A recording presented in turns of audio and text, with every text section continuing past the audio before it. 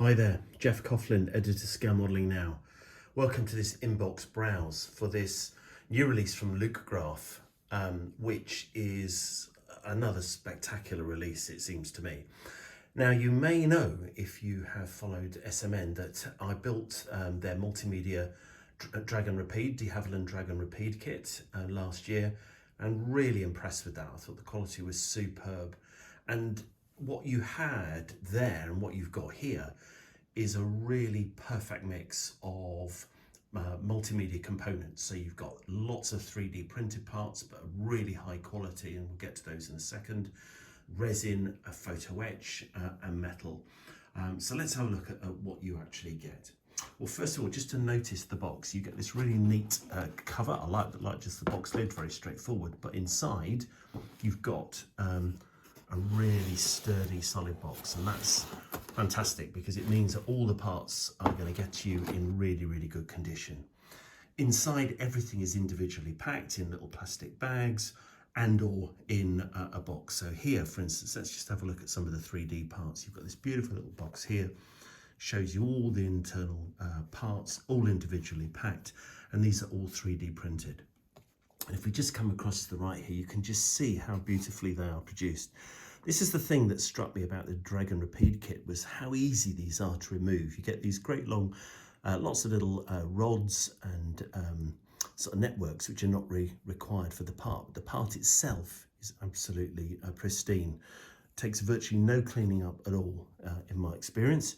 And I think that's terrific, making them very easy to use. So you just use cyano glue to attach all of those parts, but the finesse that you can get is absolutely tremendous. Just look at these beautiful little exhaust stacks here, absolutely tremendous.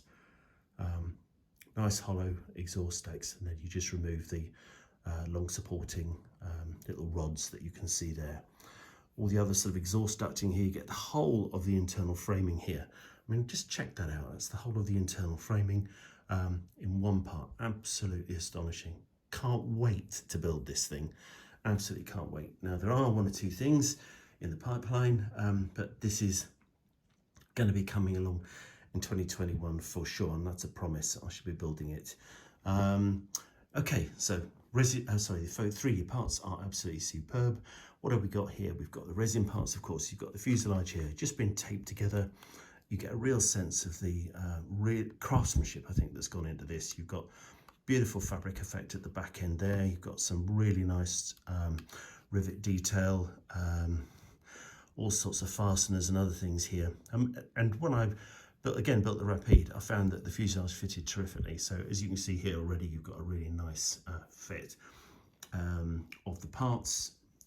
Opportunity to offset rudder if you wanted to do that, and then you've got the main wings, and these are going to be attached with a metal rod that's provided. And basically all you need to do is drill out tiny holes here and into the locating position in the fuselage side, as you can see over here, just at the bottom. And anyway, it all connects up really, really well. And I'm not expecting anything different with this. Lovely little package here. You think, oh, this is nice, isn't it? What's that? Flick it over, and there we go. You've got all the beautiful photo etch parts. Lots of fine finessed parts in there. Looks like that might be a jacket for the MG, but you've got all sorts of other things. Little seat harnesses. You've got all sorts of other little fasteners and connectors and so on there. And then you've got the clear parts, as you can see there, which will just attach. And I found those very clear, actually, because they're covered in a film at the moment, but once that film's removed, you can find that you get the lovely clear parts to add.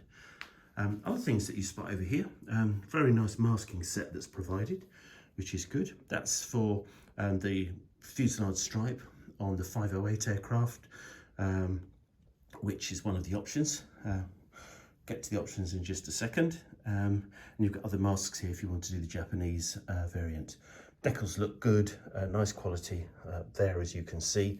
Not much to get excited about in terms of simplicity, but great big coloured markings. Absolutely love the look of those.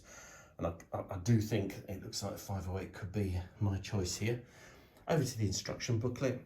nicely done this. You know, I just think it's simple, straightforward. You can see here you've got 3 different options. Really good choice of Nimrods here. And let's have a look here. What do we got? Again, just showing all the 3D printed parts. Big reminder there to just be careful when you remove them. So you need a nice sharp scalpel blade, but that's all you need. And a tiny bit of minimal sanding really of the joining gate, and away you go. Then you get into the internals. You've got the whole sort of cockpit framing, photo etched instrument panel. You've got some nice, looks like some, I thought there might be some decals there, but actually, oh, here we go. Maybe it's, oh, maybe these are self-adhesive ones, I think. So be here. Either way, get to those in a bit. Just steadily builds up, just as you would expect, really. Popping the exhaust in there, you've got the nice separate exhaust on the outside. A number of these things you should be able to fit from the outside. I think another thing with the Hawk and Nimrod, the Mark I, is that it doesn't actually have a lot of rigging, which is quite nice.